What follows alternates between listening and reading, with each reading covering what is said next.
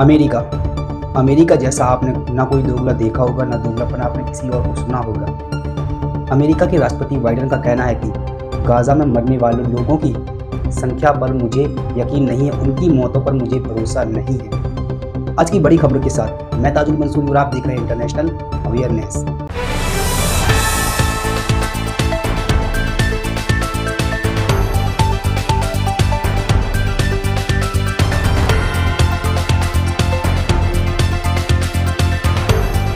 America के राष्ट्रपति Biden का कहना है कि फ़लस्तीन में जितने भी लोग मारे जा रहे हैं गाज़ा के अंदर, और जो फ़लस्तीन के लोग जो संख्या बता रहे हैं कि इतने लोग मारे गए हैं, मुझे उन पर भरोसा नहीं है।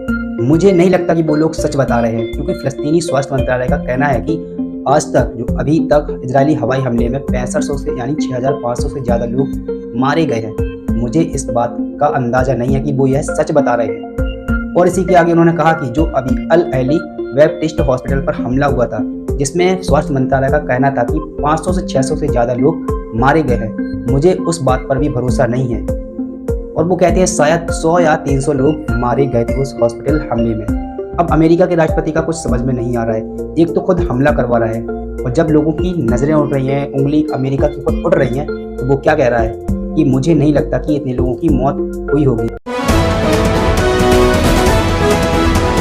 वहीं गाज़ा के स्वास्थ्य मंत्रालय का कह रहा है कि आपूर्ति की कमी के कारण यानी ईंधन की कमी के कारण 130 समय से पहले जन्मे बच्चों और उनके साथ कमजोर मरीजों को खतरा हो रहा है। इसी के साथ नासिर अस्पताल के डॉक्टर मोहम्मद कदील का कहना है, उन्होंने अल जजीरा को बताया है कि हमारे अस्पतालों में एक हिस्सा पूरी तरीके से बिजली से समाप्त हो गया है, यानी एक हिस्सा में अब कोई भी किसी भी प्रकार की बिजली नहीं है और ईंधन पूरी तरीके से खत्म हो गया है। और हमारे आईसीयू में पानी की आपूर्ति हो चुकी है, पानी पूरी तरीके से खत्म हो गया है, जिससे मरीजों का इलाज करने में हमें परेशानी आ रही है और धीरे धीरे करके इलाज रुक रहा है। और इजराइल ने भी अपना जमीनी हमला चालू कर दिया है। समाचार एजेंसी रॉयटर्स के अनुसार इजरायली आर्मी रेडियो के हवाले से इजरायली सेना ने जमीनी हमला चालू कर दिया है। कल रात गाज़ा पट्टी में रात भर घुसपैठ की, जिसमें हमास के ठिकानों को खत्म करने के लिए अब तक की सबसे बड़ी घुसपैठ थी, जो कि अभी 20 दिन से सबसे ज्यादा बड़ी घुसपैठ कल रात गाज़ा पट्टी में इजरायली हमले में की गई।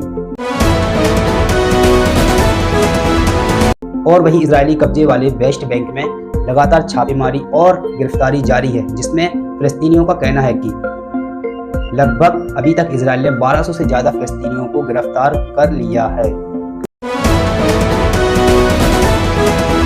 और वहीं चीन के संयुक्त राष्ट्र राजदूत का कहना है कि युद्ध विराम का मतलब मृत्यु और जीवन है, लेकिन संयुक्त राष्ट्र परिषद के 2 और प्रस्ताव बुधवार को विफल हो गए, क्योंकि युद्ध विराम पर अभी भी सभी सदस्यों की सहमति नहीं है। अब ना जाने ऐसे कौन से सदस्य हैं जो कि युद्ध विराम नहीं चाहते हैं। जो इस नरसंहार हो रहा है ना, जो मानव का, जो गाज़ा के लोगों का नरसंहार हो रहा है, कत्लेआम हो रहा है, उनको बंद नहीं देखना चाहते हैं। ऐसे एक ना एक दोगलापन दिखा ही रहे कोई ना कोई, इसलिए अभी भी युद्ध विराम नहीं हो पा रहा है।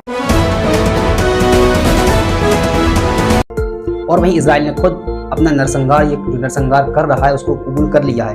इजराइल ने संयुक्त राष्ट्र परिषद से कहा है कि हम फ़लस्तीनी घरों और अस्पतालों पर बमबारी कर रहे हैं। इसका कारण यह है कि हम पर पत्थर फेंके जाने के कारण हम नरसंहार कर रहे हैं और हजारों लोगों को मार रहे हैं। और वहीं तुर्की के राष्ट्रपति तैयब अर्दगान का एक बड़ा ऐलान आया है। वो कहते हैं कि हमास एक आतंकवादी और दहशतगर्द संगठन नहीं है, बल्कि वह तो अपनी आज़ादी के लिए लड़ने वाला मुजाहिदीनों का, सिपाहियों का संगठन है, जो कि अपने लोगों की और अपनी सरजमीन की आज़ादी के लिए और हिफाजत के लिए लड़ रहा है। Ve Hamas bir terör örgütü değil, topraklarını ve vatandaşlarını koruma mücadelesi veren, evet, bir kurtuluş ve bir mücahitler grubu. एक रिपोर्ट में बस इतना ही। बने रहिए इंटरनेशनल अवेयरनेस के साथ। पल पल की खबरों के लिए सिर्फ इंटरनेशनल अवेयरनेस।